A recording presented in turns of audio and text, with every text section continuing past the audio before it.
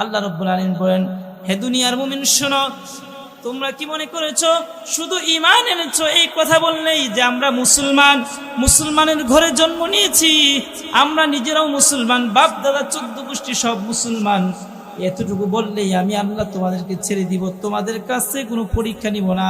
ও বান্দা, না না, আমি আল্লাহ অবশ্যই মুমিনদের কাছ থেকে পরীক্ষা নিব। মুমিনদেরকে পরীক্ষা করবেন কে? আমাদেরকে পরীক্ষা নিবেন কে?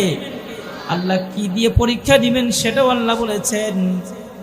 আল্লাহ রাব্বুল আলামিন বলছেন, মুমিন শোনো শোনো, ওয়ালা নাবলুওয়ান্নাকুম বিশাইইম মিনাল খাউফি ওয়াল জু ওয়া নাকসিম মিনাল আমওয়ালি ওয়াল আনফুসি ওয়াস সামারাত ওয়া বাশশিরিস সাবিরিন। আল্লাহ বলেন, মুমিন চারটা জিনিস দিয়ে আমি মুমিনদেরকে পরীক্ষা করব। কয়টা জিনিস? 4টা জিনিস দিয়ে আমি মুমিনদেরকে পরীক্ষা করব। আল্লাহ মুমিনদেরকে, ঈমানদারদেরকে পরীক্ষা করবেন কয়টা জিনিস দিয়ে? ওয়ালা নাবলুওয়ান্নাকুম বিশাইইম মিনাল খাউফ, 1 নম্বরে ভয়, ওয়াল জু 2 নম্বরে ক্ষুধা, ওয়া নাকসিম মিনাল আমওয়াল 3 নম্বরে মুমিনের জান মালের মধ্যে আল্লাহ ক্ষতি সাধন করবেন, দোকান ধ্বংস হয়ে যাবে, মাছের ব্যবসা নষ্ট হয়ে যাবে।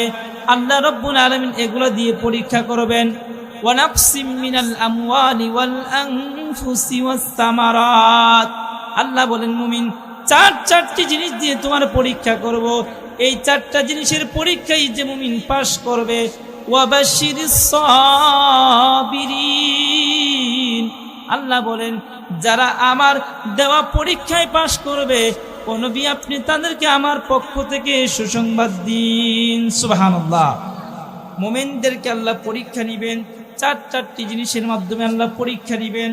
আল্লাহ তাআলা পড়াইতে বলেন, ও মুমিনেরা শোনো শোনো, আমি আল্লাহ তোমাদেরকে সান্ত্বনা দিলাম, শুধু তোমাদেরকেই পরীক্ষা নেওয়া হবে এরকম না, তোমাদের পূর্বেও আমি আল্লাহ তাআলা পূর্ববর্তী সকল উম্মতের কাছ থেকে পরীক্ষা নিয়েছি।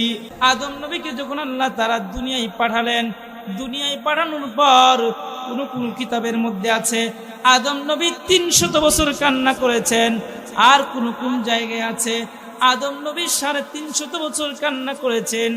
এই যে তামাম দুনিয়ায় 300 বছর কিংবা 350 বছর তিনি কান্না করেছেন, এটাই ছিল আদম নবীর পরীক্ষা। এরপরে আল্লাহ রাব্বুল ইজ্জতুল জালাল, আল্লাহ রাব্বুল আলামিন আদম নবীর পরে নূহ পয়গম্বরের কাছ থেকে আল্লাহ পরীক্ষা নিয়েছেন। নূহ পয়গম্বরের কাছ থেকে আল্লাহ কি পরীক্ষা নিয়েছেন? আল্লাহ তাআলা নূহ নবীর কাছ থেকে 950 বছর তিনি আল্লাহর দ্বীনের দাওয়াত দিয়েছেন। প্রতিদিনই যখন তিনি দাওয়াত দিতেন, দাওয়াত দেওয়ার পরে নূহ নবীর উম্মতেরা ওনাকে পাথর নিক্ষেপ করত। পাথর নিক্ষেপ করতে করতে নূহ পয়গম্বরকে স্তূপ করে দিয়ে যেত। বিকালবেলা সন্ধ্যাবেলা জিবরাইল আমিন এসে নূহ নবীর শরীরের মধ্যে হাত বুলায় দিতেন। পয়গম্বর নূহ আলাইহিস সালাম ওই হাত বুলায় দেওয়ার পরে আবার সুস্থ হয়ে যেতেন। জিজ্ঞেস করতেন, জিবরাইল আগামীকাল আমার কি দায়িত্ব? বলা হতো, পয়গম্বর আপনাকে আল্লাহ তাআলা পরীক্ষা করছেন, আজকে যেই দায়িত্ব আপনি পালন করেছেন, আগামীকালও পরীক্ষা স্বরূপ আপনার এই দায়িত্ব। আল্লাহু আকবার। যুগে যুগে নবীদের উপর পরীক্ষা আসছে কিনা? মুমিনদেরও পরীক্ষা আসবে কিনা? আমরা ঈমানের পরীক্ষা দিতে রাজি আছি তো ইনশাআল্লাহ? আমাদের নবীর পূর্বে আল্লাহ তাআলা সবচাইতে কঠিন পরীক্ষা নিয়েছেন ইব্রাহিম আলাইহিস সালাতু ওয়াস সালামের কাছ থেকে। মিল্লাতা আবিকুম ইব্রাহিম হুয়া সাম্মাকুমুল মুসলিমিন। আল্লাহ রাব্বুল আলামিন আমাদের জাতির পিতা ইব্রাহিম নবীর কাছ থেকে আমাদের নবীর আগে সবচাইতে বেশি কঠিন পরীক্ষা নিয়েছেন। কি কঠিন পরীক্ষা?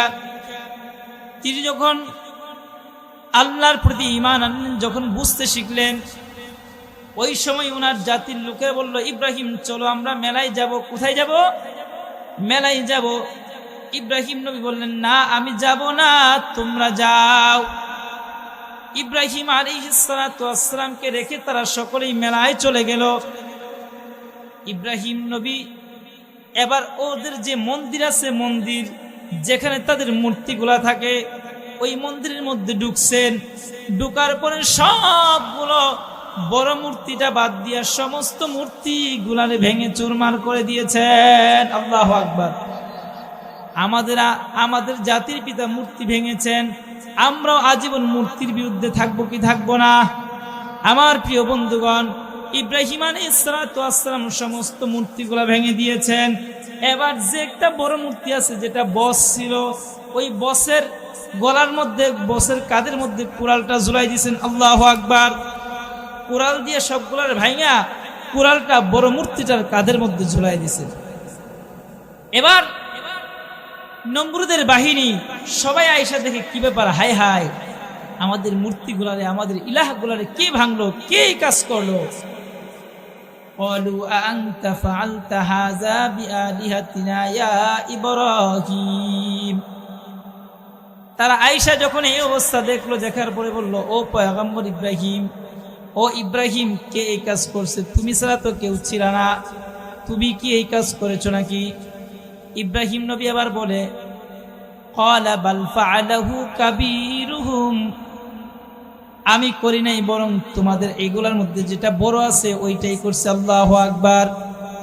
এবার বলতেছে, ও মুশরিকরা, তোমরা যেই মূর্তিগুলোর ইবাদত করো, তোমাদের মূর্তি যদি কথা বলতে পারে তাহলে বড়টারই জিজ্ঞেস করো। দেখো না ওই বড়টার কাঁধের মধ্যে কুড়াল ঝুলানো আছে, ওই বড়টাকে জিজ্ঞেস করো যদি তারা কথা বলতে পারে। আপনারা বলেন, মূর্তি কি কথা বলতে পারে? এবার ইব্রাহিম আলাইহিস সালাতু ওয়াস সালামের প্রতি তারা খেপে গেল। ইব্রাহিম আলাইহিস সালাতু ওয়াস সালামের প্রতি তারা খেপে গিয়ে এবার তারা ইব্রাহিমের ব্যাপারে সিদ্ধান্ত নিল। তারা বলল, হাররিকুহু, ইব্রাহিমকে আগুনের মধ্যে পোড়াতে হবে। পরে নাউজুবিল্লাহ, ইব্রাহিম নবীকে আগুনের মধ্যে তারা পুড়ায় দিবে। এবার 1 বছর যাবত তারা লাকড়ি জমা করতেছে, লাকড়ি শুধু জমা করতেছে, 1 বছর যাবত লাকড়ি জমা করতেছে। সে যুগের মহিলা, সে যুগের কিছু খারাপ মহিলা ছিল, তারা এরকম মান্যত করত, আমাদের যদি এই উদ্দেশ্য পূরণ হয়, এই আশা পূরণ হয়, এটা হয় সেটা হয়, তাহলে ইব্রাহিমকে যে পুরানো হবে সেই জায়গার মধ্যে আমি কিছু লাকড়ি দিয়ে আসবো। পরের নাউজুবিল্লাহ। আমার প্রিয় বন্ধুগণ, আমার প্রিয় চৌফুলদণ্ডির মানুষ, ইব্রাহিম নবীর জন্য তারা লাকড়ি জমা করতেছে। এবার নমরুদের একজন সেনা ছিল, সে বলল, বাদশাহ, আমি আপনাকে একটা জিনিস বানিয়ে দিতে পারি। কি জিনিস? ওই জিনিসটা হচ্ছে আমি আপনাকে একটি চরকি বানিয়ে দিব, এই আগুনের মধ্যে ফেলতে পারবেন, তখন কোনো টেনশন করা লাগবে না। এটার মধ্যে উঠায়া রশি ছাড়বেন, পরে রশি কেটে দিলেই ওই রশি কেটে ইব্রাহিম আলাইহিস সালাতু ওয়াস সালাম আগুনের কুণ্ডলীর মধ্যে পড়ে যাবেন। আমার প্রিয় বন্ধুগণ, তারা বিশাল একটা জায়গার মধ্যে আগুন জ্বালালো। আগুন জ্বালানোর পর ইব্রাহিম আলাইহিস সালাতু ওয়াস সালামকে তারা ওই চরকার মধ্যে উঠাইলো। এবার যখন ইব্রাহিম নবীকে তারা ওই আগুনের মধ্যে ফেলে দিবে, ঠিক ওই সময় আল্লাহ রাব্বুল আলামিন ইব্রাহিম নবীর কাছ থেকে সবচাইতে কঠিন পরীক্ষা নিয়েছেন। কি কঠিন পরীক্ষা, কি কঠিন পরীক্ষা আল্লাহ নিয়েছেন? আল্লাহ তাআলা জিবরাইল আমিনকে পাঠিয়ে দিলেন, জিবরাইল যাও, আমার ইব্রাহিমের কাছে যাও, আমার ইব্রাহিমের কাছ থেকে আমি এখন পরীক্ষা নিব। জিবরাইল আলাইহিস সালাম এসে পয়গম্বর ইব্রাহিমকে বলে, ইব্রাহিম, ও ইব্রাহিম, তোমার কোনো সাহায্যের প্রয়োজন আছে নাকি? তুমি যদি অর্ডার করো তাহলে আমরা এই আগুনটাকে নিভাই দিব। আমার পয়গম্বর ইব্রাহিম আলাইহিস সালাতু ওয়াস সালাম ডাক দেয়া বলে, সাহায্য কি তোমার পক্ষ থেকে না আল্লাহর পক্ষ থেকে? জিবরাইল আলাইহিস সালাতু ওয়াস সালাম ডাক দেয়া বলে, না না, আমার পক্ষ থেকে। ইব্রাহিম নবী বললেন, তোমার পক্ষ থেকে আমার কোনো সাহায্যের দরকার নাই। আমাকে যে আল্লাহ সৃষ্টি করেছেন, যে আল্লাহর জন্য আমি আগুনে যাচ্ছি, যেই মূর্তির বিরুদ্ধে কথা বলতে গিয়ে যে আল্লাহর একত্ববাদের পক্ষে থাকার কারণে আমি আগুনের মধ্যে নিক্ষিপ্ত হচ্ছি, সে আল্লাহ কি আমারে দেখে না? চৌফুলদণ্ডির মানুষ, আমি জানতে চাই, ইব্রাহিম নবীর যে আগুনের মধ্যে ফেলানো হবে, এটা আমার আল্লাহ দেখেন কি দেখে না? আল্লাহ তাআলা এই কথাটা এতটাই পছন্দ হয়ে গেল, আল্লাহ রাব্বুল আলামিন এবার আগুনকে ডাক দিয়ে বলে, আগুন সাবধান, ইয়া নারু কুনি বারদাও ওয়া সালামান আলা ইব্রাহিম। আল্লাহ ডাক দেখো আগুন, সাবধান, আমার ইব্রাহিমের জন্য তুমি আরামদায়ক ঠান্ডা হয়ে যাও। ইয়া নারু কুনি বারদাও ওয়া সালামান আলা ইব্রাহিম, আমার ইব্রাহিমের জন্য এরকম ঠান্ডা হও, না গরম না ঠান্ডা, এয়ার কন্ডিশনের মতো হয়ে যাও, আমার ইব্রাহিম নবীর যেন সামান্যতম কষ্ট না হয়। পড়েন সুবহানাল্লাহ। যে ইব্রাহিম আলাইহিস সালাতু ওয়াস সালাম মূর্তির বিরোধিতা করার কারণে, আল্লাহর পক্ষপাতিত্ব করার কারণে, আল্লাহর একত্ববাদের দাওয়াত দেওয়ার কারণে ইব্রাহিম নবীকে নমরুদ আগুনের মধ্যে ফেলাই দিয়েছিল। আমার প্রিয় বন্ধুগণ, আজকেও যদি আপনি যদি হকের পক্ষে থাকেন, এক আল্লাহর পক্ষে থাকেন, কোরআনের পক্ষে থাকেন, আলেমদের পক্ষে থাকেন, আপনার উপরে বিপদ আসবে কি আসবে না? আপনাকে গালি দিবে কি দিবে না? আপনাকে নিয়ে কটু মন্তব্য করবে কি করবে না? করবেনি। আমার প্রিয় বন্ধুগণ, শুধু তাই না, ইব্রাহিম আলাইহিস সালাতু ওয়াস সালামের পরে আল্লাহ তাআলা মুসা আলাইহিস সালাতু ওয়াস সালামকে ওই জমিনে আল্লাহর একত্ববাদের দিনের জন্য পাঠিয়েছেন। তিনি এই দিনের জন্য অনেক কষ্ট করেছেন, অনেক কুরবানি তিনি দিয়েছেন। ফেরাউন বাহিনী এতটাই নির্যাতন করেছে মুসা নবীর উপরে, মুসা আলাইহিস সালামের উপরে এবং বনী ইসরাঈলের উপরে এতটাই নির্যাতন চালিয়েছে, 90,000 শিশুকে ফেরাউন বাহিনী বিনা অন্যায় 90,000 মাসুম বাচ্চাকে তারা হত্যা করে দিয়েছে। পড়েন নাউজুবিল্লাহ। এক পর্যায়ে আল্লাহ বললেন, ও মুসা, ফেরাউনের এরিয়ায় থাকার দরকার নাই, আপনি হিজরত করে মিশরে চলে যান, নীল দরিয়ার ওই পারে চলে যান। ফেরাউন বাহিনী ধাওয়া করলো, মুসা আলাইহিস সালাতু ওয়াস সালাম ফেরাউনের ধাওয়া খেয়ে মুসা আলাইহিস সালাতু ওয়াস সালাম নীল দরিয়ার দিকে যাচ্ছেন। যখন তিনি নীল দরিয়ার দিকে গেলেন, সামনে পানি, পিছনে ফেরাউন বাহিনী, ডানেও পাহাড় বামেও পাহাড়। এই দৃশ্যগুলো দেখার পরে, ফেরাউনের বাহিনীর এই দৃশ্যগুলো দেখার পরে মুসা আলাইহিস সালাতু ওয়াস সালামের উম্মতরা বলল, ও পয়গম্বর মুসা, ফালাম্মা তারাল জামাআন ক্বালা আসহাবু মুসা ইন্না লামুদরাকুন। মুসার বাহিনী বলল, মুসা আলাইহিস সালামের উম্মতরা বলল, মুসা, আমরা বুঝি ধরা খেয়ে গিয়েছি। মুসা নবী বললেন, না, কাল্লা ইন্না মাইয়া রাব্বি সায়াহদিন, কোশ্চিন কালেও না, আমাদের সাথে যিনি আছেন তিনি কে? আর আমাদের আল্লাহ অবশ্যই আমাদেরকে পথ দেখাবেন। পড়েন সুবহানাল্লাহ। আল্লাহ বললেন, মুসা, তোমার হাতের লাঠি দিয়ে নদীর মধ্যে আঘাত করো। মুসা নবী লাঠি দিয়ে নদীর মধ্যে আঘাত করলেন। আল্লাহ তাআলা নিরাপদে নদী পার হওয়ার রাস্তা করে দিলেন। সুবহানাল্লাহ। আমার প্রিয় বন্ধুগণ, আমার নবী, যেহেতু সিরাতুন নবীর প্রোগ্রাম, আমার আপনার নবী মুহাম্মাদুর রাসূলুল্লাহ সাল্লাল্লাহু আলাইহি ওয়াসাল্লাম এই দিনের জন্য অনেক কুরবানি দিয়েছেন। আল্লাহ তাআলা আমার নবীর কাছ থেকে দুনিয়ার সবচাইতে শ্রেষ্ঠ কুরবানিটুকু আমার নবীর কাছ থেকে নিয়েছেন। কি কুরবানি নিয়েছেন? আমার নবী যখন এই কোরআনের দাওয়াত দিচ্ছিলেন, এই কোরআনের বাণীগুলা আবু জাহেল উতবা সাইবার মধ্যে প্রচার করছিল। আবু জাহেল উতবা সাইবা বলে, মুহাম্মদ, তুমি যদি চাও আমরা তোমার বড় নেতা বানায় দিব, বড় চেয়ারটা তোমার জন্য ছেড়ে দিব, তবে তুমি তোমার ইলাহের কথা বলিও না, তুমি যে আল্লাহর দাওয়াত দাও ওই আল্লাহর দাওয়াত তুমি আর দিও না। পড়েন নাউজুবিল্লাহ। আমার নবী ডাক দিয়া কয়, ও আবু জাহেল উতবা সাইবা, ও কাফেররা, শোনো শোনো, তোমরা যদি আমার হাতে এক হাতে চাঁদ আর এক হাতে সূর্য এনে দাও, এরপরও আমি মুহাম্মাদুর রাসূলুল্লাহ আমার এই দিনের দাওয়াত থেকে এক চুলো পিছপা হব না, হব না। আল্লাহু আকবার। শুধু তাই না, আমার নবীর ব্যাপারে তারা এমন এক সিদ্ধান্ত নিল, নবীজিকে তারা মারার জন্য প্ল্যানিং করলো। দারুণ দুয়ায় মিটিং বসাইলো। দারুণ দুয়ার মধ্যে কাফেরদের বড় বড় লিডাররা আমার নবীজির ব্যাপারে মিটিং করতেছে। তারা হয়তো আমার নবীকে বের করে দিবে, অথবা নবীজির জেলখানায় আবদ্ধ করবে, অথবা আমার নবীজির হত্যা করে ফেলবে। এই মিটিং যখন তারা সিদ্ধান্ত করতেছে, আল্লাহ তাআলা জিবরাইল আমিনের মাধ্যমে নবীজির কান পর্যন্ত সংবাদটা পৌঁছায় দিলেন। নবীজি এসে তার চাচা আবু তালেবকে বলে, চাচা কাফেররা আমি আল্লাহর দাওয়াত কেন মানুষকে দিচ্ছি, আমি এই দিনের দাওয়াত দেওয়ার কারণে কাফেররা আমার বিরুদ্ধে ষড়যন্ত্র করতেছে।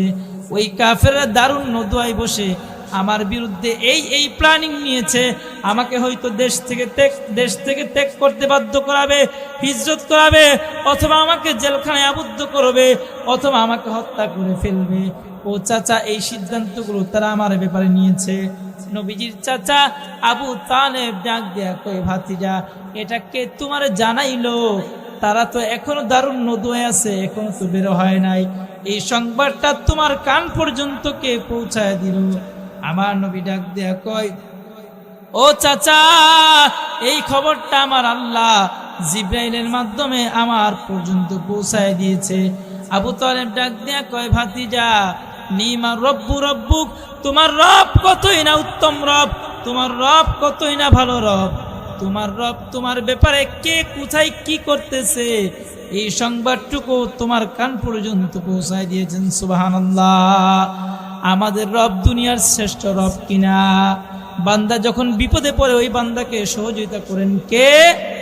আমার প্রিয় বন্ধুগণ, নবীজির ব্যাপারে তারা তিনটা ফয়সালা করলো যে মুহাম্মদ যদি এই দাওয়াতি কার্যক্রম চালিয়ে যায়, কোরআনের পক্ষে কথা বলেই যায়, আমাদের মূর্তির বিরুদ্ধে কথা বলেই যায়, আমরা তাহলে তারে হয়তোবা হত্যা করব, নাউজুবিল্লাহ, অথবা তারে হিজরত করাবো, অথবা তারে ধরে জেলের মধ্যে বন্দী করব। এই সংবাদগুলো নবীজির কান পর্যন্ত আল্লাহ পৌঁছায় দিলেন। আমার প্রিয় বন্ধুগণ, শুধু তাই না, ও চৌফুলদণ্ডির মুসলমান, আমার নবী এই কোরআনের পক্ষে থাকার কারণে, আল্লাহর কালিমার দাওয়াত দেওয়ার কারণে, ইমানের কারণে, ইমান গ্রহণের কারণে এবং ইমানের দাওয়াত দেওয়ার কারণে আমার নবী তিনটা বছর শিয়াবে আবি তালেবের আয়না করে বন্দী ছিলেন। আমার প্রিয় বন্ধুগণ, আল্লাহ রাব্বুল আলামিন আমার নবীর কাছ থেকে এত কঠিন পরীক্ষা নিয়েছেন। শুধু তাই না, আমার নবী যখন বাইতুল্লাহর কিনারায় সিজদায় পড়ে থাকতেন, ওই কাফের বেঈমানগুলা নবীজির ঘাড়ের উপরে উটের পচা ভুঁড়ি রেখে দিত। পরে নাউজুবিল্লাহ। দুনিয়ার সমস্ত নবীদের কষ্ট, দুনিয়ার সমস্ত মানুষের কুরবানির কষ্ট এক পাল্লায় যদি দিয়ে দেওয়া হয়, আর আমার নবীর কষ্টগুলো যদি আরেক পাল্লায় দিয়ে দেওয়া হয়, আমার নবীর কষ্টের পাল্লায় বাড়ি হয়ে যাবে। এমন কষ্ট আমার নবী দিনের জন্য করেছেন। নবী কষ্ট করে বুঝাই দিয়ে গেলেন, ও চৌফুলদণ্ডির মুসলমান, ও কক্সবাজারের মুসলমান, তোমাদেরকেও ইমানের জন্য অগ্নি পরীক্ষা দিতে হবে, ঠিক কিনা? আমার প্রিয় বন্ধুগণ, শুধু তাই না, যেই উমরে ফারুক রাদিয়াল্লাহু তাআলা আনহু এমন ইমানের পরীক্ষা আল্লাহ নবীজির কাছ থেকে নিয়েছেন, হযরত উমরে ফারুক রাদিয়াল্লাহু তাআলা আনহু তখনও মুসলমান হন নাই। নবীজির শুধুমাত্র কালিমার পক্ষে থাকার কারণে, আল্লাহর দ্বীনের দাওয়াত দেওয়ার কারণে নবীজির গর্দান কাটার জন্য উমরে ফারুক তলোয়ার নিয়ে আসছিল কিনা? আসছিল নি? উমরে ফারুক রাদিয়াল্লাহু তাআলা আনহু আমার নবীজির গর্দান কাটতে আসবে, এই জন্য আমার নবীজি হযরত উমরের জন্য দোয়া করেছেন। নবীজি দোয়া করেছেন, আল্লাহ আবু জাহেল ইবনে হিশাম অথবা উমর ইবনুল খাত্তাব দুইজনের যে কোনো একজনকে আমাকে দিয়ে দেন, দুইজনের যে কোনো একজনকে দিয়ে ইসলামকে শক্তিশালী করেন। আমার আল্লাহ তাআলা আবু জাহেলের পক্ষে দোয়া কবুল করে নাই, আল্লাহ উমরের পক্ষে নবীজির তাহাজ্জুদের নামাজের দোয়া কবুল করেছেন। আল্লাহু আকবার। আল্লাহ নবীজির দোয়ার বরকতে ওমর হৃদয়ে একটা ধাক্কা খাওয়াই দিলেন। এবার নবীজি ডানে গেলে ওমর রাদিয়াল্লাহু তাআলা আনহু ডানে যান, নবীজি বামে গেলে ওমর বামে যান।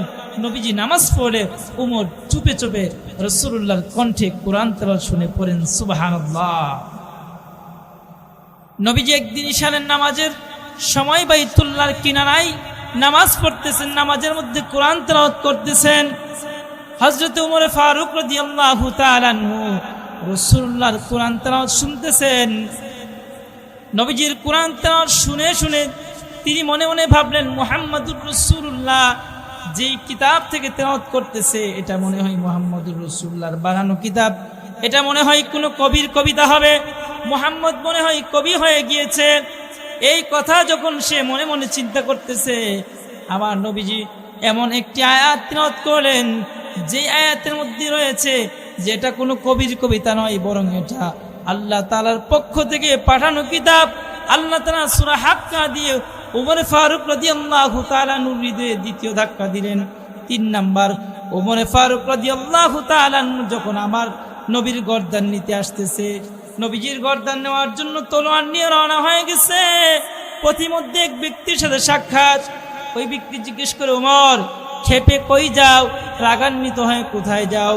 তলোয়ার নিয়ে কোথায় চলছো? বলে, তুমি কি জানো না যে মুহাম্মাদুর রাসূলুল্লাহর গর্দান আনতে পারবে তার জন্য 100 উট পুরস্কার ঘোষণা করা হয়েছে। পড়েন নাউজুবিল্লাহ। ওমর রাদিয়াল্লাহু তাআলা আনহুকে ডাক দিয়া বলছে, ওমর তুমি যেই কারণে মুহাম্মাদুর রাসূলুল্লাহর গর্দান আনতে যাচ্ছ, তুমি বাসায় যাও, গিয়ে দেখো তোমার বোন এবং ভগ্নিপতি কালিমা পড়ে মুসলমান হয়ে গিয়েছে। ওমর এবার লোকেশন চেঞ্জ করে সে এবার নবীজির দিকে না গিয়ে সে এবার তার বোনের বাড়ির দিকে রওনা হয়ে গেল। বোনের বাড়ির দিকে রওনা হয়ে যাওয়ার পরে গিয়ে বোনের ঘরের দরজার মধ্যে নক করলেন। ওখানে একজন সাহাবী ওনার বোন এবং বোনের জামাইকে কোরআন পড়াচ্ছিলেন, সূরা তাহা থেকে তেলাওয়াত করে শোনাচ্ছিলেন। ওমর যখন নক করলেন, সাহাবী লুকিয়ে পড়লেন। এবার হযরত ওমর ফারুক রাদিয়াল্লাহু তাআলা বললেন, বোন দরজা খুল। দরজা খোলার পরে তলোয়ারের পিছন দিক থেকে ওনার বোনের শরীরে আঘাত করলেন আর বললেন, মুহাম্মাদুর রাসূলুল্লাহর কালিমা নাকি তুই পড়ে ফেলছস, মুহাম্মাদুর রাসূলুল্লাহর কালিমা ফিরাই দিয়ে আসো। এবার বোন ডাক দিয়ে বলে, ভাই যেই কালিমা পড়ছি জীবন যাবে, ওই কালিমা ফিরাই দেওয়া সম্ভব না। এবার ওমর ফারুক রাদিয়াল্লাহু তাআলা হৃদয়ে আরেকটা ধাক্কা লাগছে। ওমর বলে, এত কষ্ট দিলাম, এত মারলাম, এরপরও মুহাম্মদের কালিমা ছাড়বি না? কি আছে, কি পড়তেছি রে, একটু আমাকে দে। বলছে, ভাই আপনি তো নাপাক, আপনি পবিত্র হয়ে আসেন, গোসল করে আসেন, তারপরে আপনাকে দেওয়া হবে। ওমর ফারুক রাদিয়াল্লাহু তাআলা গোসল করে আসলেন। আসার পরে ওনাকে সূরা তাহার কয়েকটা আয়াত লেখা ছিল, ওই পৃষ্ঠাটা ওনার কাছে দেওয়া হলো। ওখানে লেখা ছিল, আলিফ লাম রা কিতাবুন আনজালনাহু ইলাইকা লিতুখরিজান নাসা মিনাজ যুলুমাতি ইলান নূর। আলিফ লাম রা হরফে মুকাত্তাআত, এগুলোর অর্থ দুনিয়ার কেউ জানে না। কিতাবুন আনজালনাহু ইলাইকা লিতুখরিজান নাস, এমন একটি কিতাব যেই কিতাবকে নাযিল করা হয়েছে আপনার উপরে, যেন এই কিতাব দিয়ে আপনি অন্ধকারাচ্ছন্ন মানুষগুলাকে কোরআনের আলোয় জান্নাতের পথ দেখাতে পারেন। এই আয়াত যখন তিনি পড়লেন, তিনি তো আরবের মানুষ, তিনি তো সব বুঝেন। এবার তিনি বলছে, বোন আমি আর দেরি করতে চাই না, আমাকে নিয়ে মুহাম্মাদুর রাসূলুল্লাহর দিকে চল, মুহাম্মাদুর রাসূলুল্লাহর কাছে নিয়ে চলো। এবার তিনি মুহাম্মাদুর রাসূলুল্লাহ সাল্লাল্লাহু আলাইহি ওয়াসাল্লামের দরবারের দিকে বোন এবং বোনের জামাইকে নিয়ে রওনা হয়ে গেলেন। পড়েন আল্লাহু আকবার। হযরত ওমর ফারুক রাদিয়াল্লাহু তাআলা আনহু এবার তলোয়ার নিয়ে এবং বোনের জামাইকে সাথে নিয়ে নবীজির দিকে চললেন। নবীজির চাচা হযরত হামজা রাদিয়াল্লাহু তাআলা আনহু বলেন, মুহাম্মদ তুমি লুকিয়ে পড়ো, আরবের সবচাইতে সাহসী যুবক ওমর আসতেছে। আবার নবী বলেন, ও সাহাবীরা জায়গা করে দাও, আমার মন বলতেছে আমি কিছুদিন আগে তাহাজ্জুদের নামাজে যেই নামাজের মধ্যে যেই ওমরের জন্য দোয়া করেছিলাম যে আল্লাহ আমাকে ওমর দিয়ে দেন অথবা আবু জাহেল দিয়ে দেন, আল্লাহ মনে হয় ওমরের পক্ষে দোয়া কবুল করেছেন। আজকের ওমর আর গতকালকের ওমর এক নয়, আজকের ওমরের মধ্যে পরিবর্তন দেখা যায়। পড়েন সুবহানাল্লাহ। হযরত ওমর ফারুক রাদিয়াল্লাহু তাআলা আনহু নবীজির সামনে এসে তলোয়ারটুকু নবীজির পায়ের কাছে রাখলেন আর বললেন, ইয়া রাসূলুল্লাহ আপনার ব্যাপারে না বুঝে না শুনে অনেক অন্যায় করে ফেলেছি, ইয়া রাসূলুল্লাহ আমাকে মাফ করে দেন আর আমাকে কালিমা পড়াইয়া আপনার সৈনিক বানায় দেন। সুবহানাল্লাহ। যে উমর রাসূলুল্লাহর গর্দান নিতে আসছিলেন, নবীজির দুয়ার বরকতে আল্লাহ সে উমরকে পৃথিবীর শ্রেষ্ঠ ব্যক্তি বানায় দিলেন।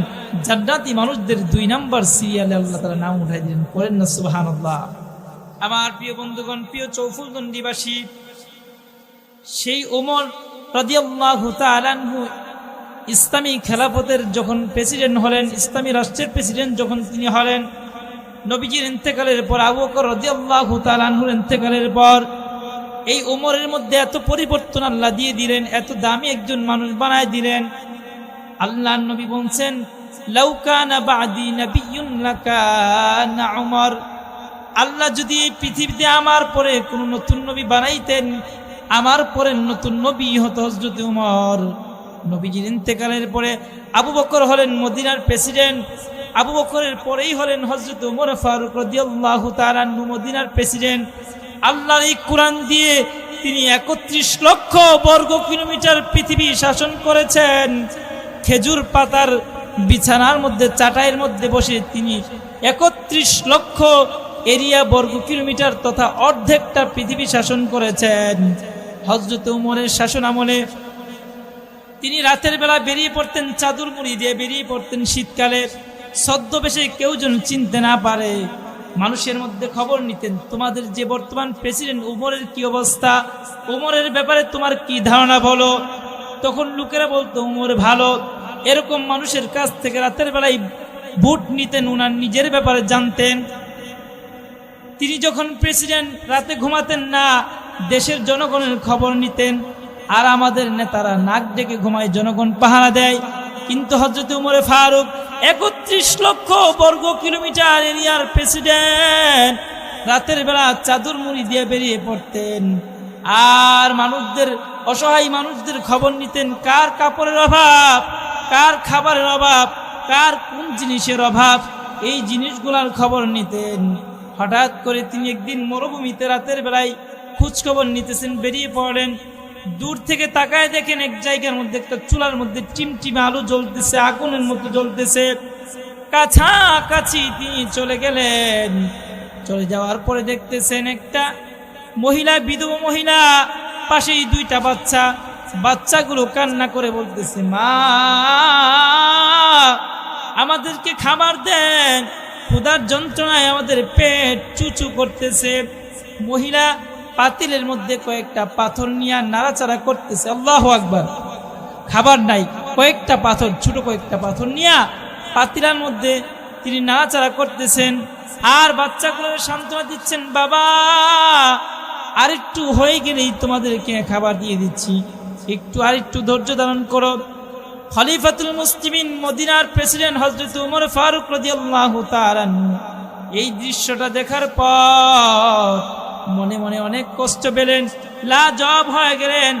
আর ভাবলেন, আল্লাহ যদি হাসরের ময়দানে আমারে জিজ্ঞেস করে, উমর তুমি ছিলা মদিনার প্রেসিডেন্ট, আর তোমার দায়িত্ব থাকাকালীন, তোমার মদিনার প্রেসিডেন্ট হওয়ার সময় আমার 2-3 জন নাগরিক, আমার 2-3 জন বান্দা বান্দি কেন না খেয়ে রাত্রি যাপন করেছে, 3টা দিন কেন না খেয়ে থেকেছে, আমার কাছে জবাব দাও। জবাব না দেওয়া পর্যন্ত একটা কদম আগাইতে পারবা না। হযরত উমর ফারুক রাদিয়াল্লাহু তাআলা দেরি করলেন না, তাড়াতাড়ি তিনি চলে গেলেন। রাষ্ট্রীয় খাদ্য গুদামের ম্যানেজারের কাছে গিয়ে বললেন, এই ম্যানেজার, আমারে তাড়াতাড়ি একটা আটার বস্তা আমার কাঁধের মধ্যে উঠায়া দাও। আল্লাহু আকবার। খাদ্য গুদামের ম্যানেজার আসলাম ডাক দিয়া কয়, উমর, ও খলিফাতুল মুসলিমিন, ও ইসলামী রাষ্ট্রের প্রেসিডেন্ট, আপনারা কেন উঠায় দিব, আপনি কেন বহন করবেন, আপনি এটা আমার মাথায় উঠায় দেন, কোথায় নিতে হবে বলেন, আমি সেটা ওই জায়গার মধ্যে নিয়ে রেখে আসব। খলিফাতুল মুসলিমিন হযরত ওমর ডাক দিয়া কয়, আমার কাজ আমারে করতে দাও, এই বোঝা তোমার নিতে হবে না, কারণ এই 3টা দিন আমার অবহেলার কারণে আমার আয়ত্তে, আমার শাসিত এরিয়ার মধ্যে 3 জন মানুষ 3 দিন ধরে না খাওয়া। ও আসলাম, তুমি আমার জবাব দাও, আমি আমার এই আটার বস্তা তোমার কাঁধে উঠাই দিতে পারি, তবে আমারে বলো, হাসরের ময়দানে যদি আল্লাহ আমার জিজ্ঞেস করে, উম্মত তোমার শাসন আমলে 3 জন না খাওয়া ছিল, কেন তোমার শাসন আমলে এই 3 জন না খেয়ে 3 দিন পার করেছে, আমার কাছে জবাব দাও, ওই দিন আমার গুনাহের বোঝা ও আসলাম ও খাদ্য গুদামের ম্যানেজার তুমি বহন করবানি। যদি বলো ওই দিন আমার পাপের বোঝা তুমি তোমার কাঁধে নিতে রাজি আছো, তাহলে আমার আটার বস্তা আমি আজ তোমার কাঁধে উঠাই দিতে পারি। আল্লাহু আকবার। আসলাম ডাক দিয়া কয়, খাদ্য গুদামের ম্যানেজার ডাক দিয়া কয়, খলিফা হাসরে কেউ কারো বোঝা বহন করবে না। লা তাজিরু ওয়াজিরাতু বিজরা উখরা, হাসরের ময়দানে কেউ কারো বোঝা বহন করবে না। কারণ হাসরের ময়দানে স্বামী তার স্ত্রী থেকে পলায়ন করবে, স্ত্রী তার স্বামী থেকে ভাগবে, সন্তানগুলা তার মা বাবা থেকে দৌড়ে পলায়ন করবে, আর মা বাবা সন্তানদের থেকে পলায়ন করবে। সেদিন একজন আরেকজনকে চিনবে কিন্তু কোনো পরিচয় দিবে না, একজন আরেকজনকে খুব ভালো করে চিনবে, পরিচয় লুকাবে, চেহারা লুকাবে, হাত দিয়ে চেহারা ঢাকার চেষ্টা করবে। কারণ ওই দিন চিনলেও পরিচয় দিতে চাইবে না, পরিচয় দিলে যে নেক দেওয়া লাগবে এই জন্য কেউ কারো পরিচয় দিবে না। আসলাম ডাক দেয়া কই, খলিফাতুল মুসলিমিন উমর, ও খলিফাতুল মুসলিমিন, ওই দিন কেউ কারো বোঝা বহন করবে না, আমিও পারবো না আপনার বোঝা বহন করতে। এবার ওই আটার বস্তা নিজেই কাঁধের মধ্যে নিয়া খলিফাতুল মুসলিমিন হযরত উমর ওই মহিলার ঘরের দরজার মধ্যে গিয়ে নক করলেন। ভিতর থেকে আওয়াজ আসলো, কে? ওমরে ফারুক ডাক দেয়া কয়, আমি একজন মুসাফির, দয়া করে দরজাটা খুলুন। মহিলা দয়া করে দরজাটা খুলে দিল। খুলে দেওয়ার পর তাকায় দেখে একজন আগন্তুক যুবক দেখা যায়, কাঁধের মধ্যে আটার বস্তা। বলে, কে আপনি? এটা কি নিয়ে আসলেন? বলে, আমি একজন পথিক, আপনার সন্তানদের ক্ষুধার অবস্থা আমি জেনেছি, এই জন্য আমি আটা নিয়ে আসছি। দরজা খুললেন, তিনি নিজেই ওখানে ঢুকলেন, ঢোকার পরে নিজেই আটাগুলোকে খামির করলেন। খামির করার পর ওই আটা দিয়ে খলিফাতুল মুসলিমিন, ইসলামী রাষ্ট্রের খলিফা, নিজেই তিনি রুটি বানালেন। রুটিগুলা বানানোর পরে দুইটা বাচ্চাকে ঘুম থেকে উঠাইয়া নিজের উরুর মধ্যে বসাইলেন। বসানোর পর দুইটা বাচ্চাকে নিজেই তিনি নিজ হাতে রুটিগুলো খাইয়ে দিলেন। আর ওই বৃদ্ধ মহিলাকে বললেন, মা, আপনার এই আটা যখন শেষ হয়ে যাবে আপনি দেরি করবেন না, আপনি বর্তমান প্রেসিডেন্ট, ইসলামী রাষ্ট্রের খলিফা, খলিফাতুল মুসলিমিন উমরের দরবারে যাবেন, ওখানে গেলেই আপনি আমাকে পেয়ে যাবেন। চিন্তা করেছেন, একজন ইসলামী রাষ্ট্রের খলিফা, খলিফাতুল মুসলিমিন হযরত উমর, তিনি নিজে আটার বস্তা কাঁধে করে মরুভূমিতে নিয়ে নিজে রুটি বানাইয়া তার জনগণকে খাইয়ে দিচ্ছে। আল্লাহু আকবার। আর বিধবা মহিলাকে বলছেন, মহিলা, ও মা, আপনার যখন এই আটাগুলো শেষ হয়ে যাবে আপনি খলিফার দরবারে যাবেন, সেখানে আপনি আমাকে পেয়ে যাবেন। সুবহানাল্লাহ। এবার মহিলার যখন আটা শেষ হয়ে গেল, মহিলা এবার খলিফাতুল মুসলিমিন উমরের দরবার খোঁজ করতে করতে উমরের দরবারে চলে গেলেন। সাহাবায়ে কেরামকে জিজ্ঞেস করে, খলিফাতুল মুসলিমিন, বর্তমান ইসলামী রাষ্ট্রের খলিফা আমিরুল মুমিনিন কোথায়? খলিফাতুল মুসলিমিন হযরত উমর কোথায়, আমারে দেখায় দাও। অথচ খলিফাতুল মুসলিমিন একটা খেজুরের চাটাইয়ের মধ্যে বসে আছে। মহিলাকে দেখায় দেওয়া হলো, ওই যে খলিফাতুল মুসলিমিন। মহিলা তাকায় দেখে খেজুর গাছের চাটাইয়ের মধ্যে যিনি বসা আছে উনি ভিন্ন কেউ না, ওই যে কয়েকদিন আগে আটার বস্তা নিজের কাঁধে করে নিয়া ওনার সন্তানদেরকে খাওয়াই দিয়েছিলেন, এই সেই যুবক খলিফাতুল মুসলিমিন উমর। পড়েন আল্লাহু আকবার। মহিলা আবার ওমর ফারুককে দেখে চোখ দিয়ে পানি ছেড়ে দিলেন আর অনুনয় করে বললেন, খলিফাতুল মুসলিমিন উমর, ও খলিফাতুল মুসলিমিন উমর, আপনি আমারে মাফ করে দেন। ওই দিন আমি আপনারে চিনতে পারি নাই, না চিনে আপনারে অনেক কিছু বলে ফেলছি, আপনারে এমন অনেক কিছু বলে ফেলছি যা আপনি কষ্ট পেয়েছেন। খলিফাতুল মুসলিমিন উমর, আমার বেয়াদবি মাফ করবেন। খলিফাতুল মুসলিমিন হযরত উমর ডাক দেয়া কয়, আম্মা জান, ও মহিলা, আমি আপনারে ক্ষমা করতে পারি, তবে আমার একটা শর্ত আছে।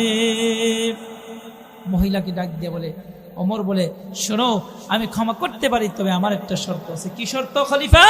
কি শর্ত ওমরে ফারুক? বলে শুনো, ওই যে 3 দিন আমার দায়িত্বের অবহেলার কারণে আপনি এবং আপনার 2টা সন্তান অনাহারে ছিলেন, আমি একটা কাগজ দেই, ওই কাগজের মধ্যে আপনি লিখে দেন হাসরের ময়দানে আল্লাহর আদালতে আমার ব্যাপারে আপনি কোনো অভিযোগ দায়ের করবেন না। আল্লাহু আকবার। চিন্তা করছেন কেমন খলিফা? কোরআন দিয়ে যদি এই জমিনে যদি কোরআনের রাজ কায়েম হয়ে যায়, আল্লাহর এই জমিনে যদি কোরআন প্রতিষ্ঠা হয়ে যায়, ইনসাফ ভিত্তিক রাষ্ট্র প্রতিষ্ঠা হয়ে যায়, তাহলে শাসকেরা জনগণের কত খবর নিবে। জনগণ কোশ্চিন কালেও কষ্ট পাবে না, শাসকের জীবন চলে যাবে কিন্তু জনগণের কষ্ট হতে দিবে না। ওমর ফারুক বললেন মহিলা, আপনি একটা কাগজের মধ্যে লিখে দেন যে এই 3টা দিন আমার কারণে আপনারা অসুবিধার মধ্যে ছিলেন, খাবার পান নাই, ওই 3টা দিনের ব্যাপারে হাসরের ময়দানে আল্লাহর আদালতে কোনো মামলা দায়ের করবেন না। আল্লাহু আকবার। এবার মহিলাকে একটা চিরকুট দেওয়া হলো, এই ফাঁকে ডাকলেন, নিজের কাছে চেয়ারটার মধ্যে বসালেন আর বললেন, হে আব্দুল্লাহ ইবনে হুযায়ফা, আমি তোমাদেরকে বড় ভালোবাসি, তোমরা মুসলমানদেরকে বড় মুহাব্বত করি, তবে তোমাদের মাঝে আর আমার মাঝে বিশাল একটা পার্থক্য রয়েছে। কি পার্থক্য? ও আব্দুল্লাহ ইবনে হুযায়ফা, তোমরা ইসলাম গ্রহণ করেছো, তোমরা মুসলমান, আর আমরা হলাম খ্রিস্টান, তোমাদের মাঝে আর আমাদের মাঝে একটা ধর্মের দেওয়াল রয়েছে। আব্দুল্লাহ ইবনে হুযায়ফাকে ডাক দিয়ে বললেন, আব্দুল্লাহ ইবনে হুযায়ফা, তোমার জন্য 2টা অফার, ইমানের পরীক্ষা শুরু হয়ে গেছে, তোমার জন্য 2টা অফার। বিনিময় আমার একটা শর্ত তোমাকে মানতে হবে। কি শর্ত বাচ্চা? বলে শুনো, তোমার অফারগুলো শুনো। 1 নম্বরে আমি তোমাকে আমার রাষ্ট্রের অর্ধেকটা তোমার নামে করে দিব, অর্ধেক রাজ্যের মালিক আমি তোমারে বানায় দিব। 2 নম্বরে আমার ঘরের সুন্দরী একটা মেয়ে আছে, ওই মেয়েটাকে আমি তোমার সাথে বিবাহ করায় দিব। বিনিময় তোমরা ইসলাম ধর্ম ত্যাগ করে খ্রিস্টান হতে হবে। পড়েন নাউজুবিল্লাহ। আব্দুল্লাহ ইবনে হুযায়ফা রাদিয়াল্লাহু তাআলা বসা থেকে উঠে গেলেন আর বললেন, বাদশা, যা বলেছ একবার বলেছ, আর বলিও না। শুধু তুমি অর্ধেক রাজত্ব কেন, তামাম দুনিয়াও যদি তুমি আমার জন্য লিখে দাও, এরপরও আমাকে 1 মুহূর্তের জন্য ঈমান থেকে 1টা মুহূর্তের জন্য সরাইতে পারবা না। আল্লাহু আকবার। এবার বাদশা আব্দুল্লাহ ইবনে হুযায়ফার প্রতি রাগ হয়ে গেলেন, মুসলমানদের প্রতি রেগে গেলেন। রোমান বাদশা রাগ দেয়া কয়, আব্দুল্লাহ ইবনে হুযায়ফা সহ মুসলমানদের সবগুলা সৈন্যরে জেলখানার মধ্যে বন্দী করো। পড়েন নাউজুবিল্লাহ।